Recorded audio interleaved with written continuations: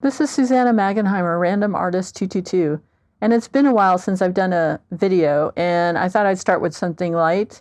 I've been working on just some tags and different size tags to create pages for my junk journal. I usually work the other way, where I put the blanks in first and then fill it in. I kind of like the freedom that the other way allowed me, and then at a certain point, put them together. The fun part about it was I had to kind of like build around the empty spaces that I normally would have just covered up doing the art normally. I use the same binding that I do always. And the reason I'm starting out with this is for you, those of you who haven't been following, I've been battling breast cancer. And I just finished chemo a few weeks ago. So excuse the way the hands look. The chemo and the cold air have done a number on me. Things are looking hopeful. I start immunotherapy, and then we go from there. So anyway, starting with this, this is my cover page. It was one that on my Instagram I got a lot of positivity on. It was kind of a very simple one for me in that, and in this video, I'm going into more detail on my pages than what I did on my Instagram post. I just went and did easy peasy. Some of these are stickers that I actually then went over with a Copic marker to highlight and then do some mark making. And on this one, I'm calling it Kindness Matters. And this little part here is washi tape that I use to create a little border effect for my book. And this is when I was in the midst of my chemo. So some of this goes back and forth from what some might perceive as sadness or darkness. But you have to go through that in life to get through some of these journeys. And in this one, I just wanted to capture the silhouette. She knew she had to get to the end of the journey. She'd have to dance through the fire. And that is such the truth. Chemo is not a cakewalk, even easy chemo. If there is such a thing. And then another part of that journey was this page. Birds fly over the rainbow, then why can't I? Is when I was feeling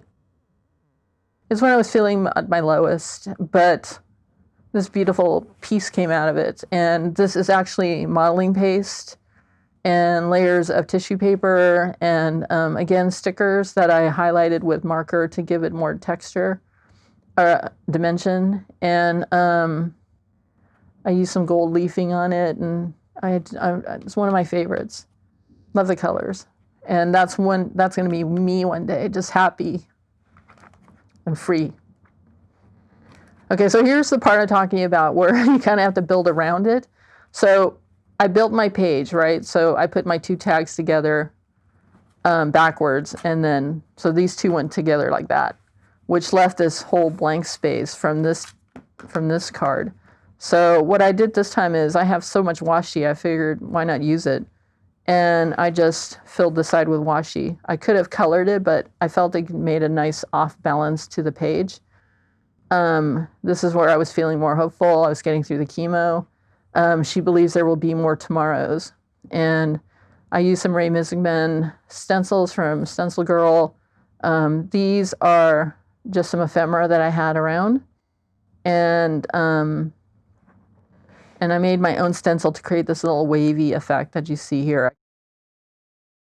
And show you. I love that effect. It's almost like it's glowing. This one, I love moths. And moths represent morphing into another phase from what I hear. It is a journal page. I put in my own words throughout it.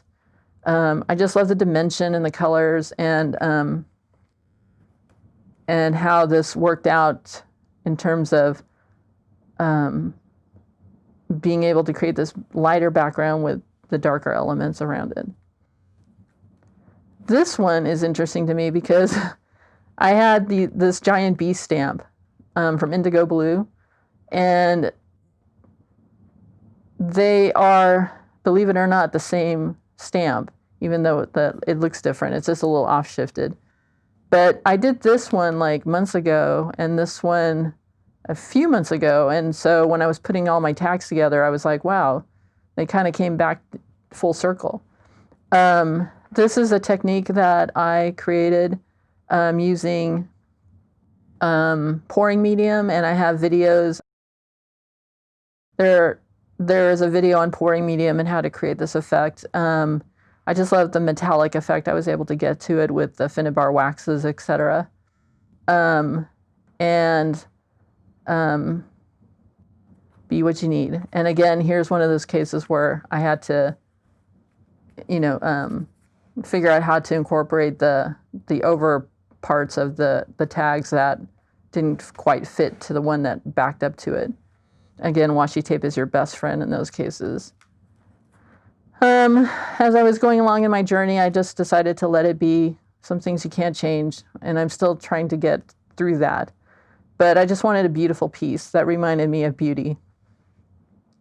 And this, and I can see if I can hold it this way. You can see this little coin here. I do have a video on how I created it.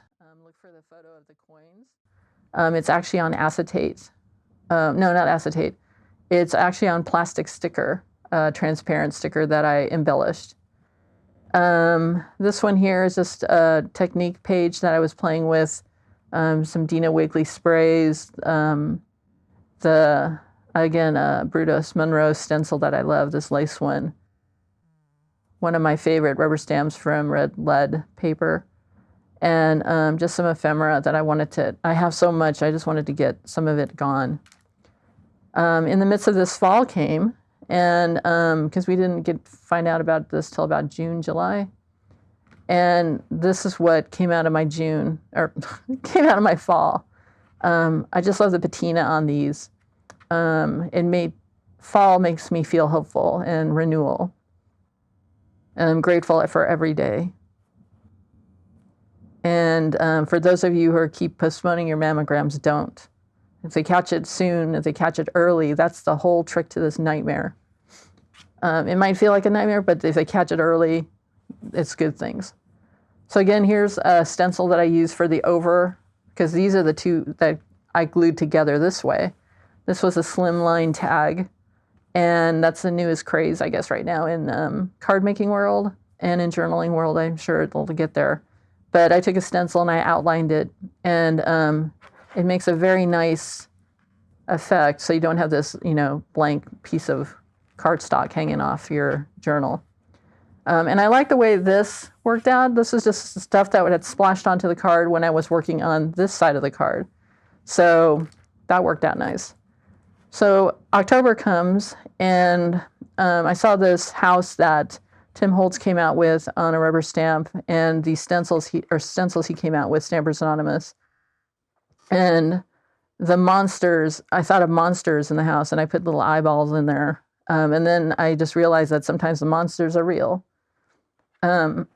So that reflected that. But the response to that is to be brave. And I had made a bunch of these coins to use whenever I felt the need for one.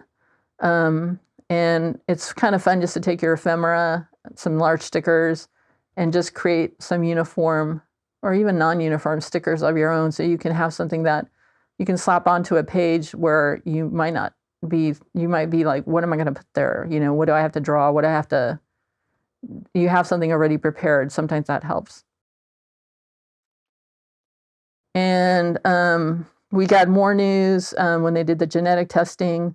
I never even thought of genetic testing, but they found out that I'm BRCA2, which means that the protein in my system one of the genes in my system instead of turning the cancer off, produces a protein that turns the cancer on. So we had to make some other decisions later on.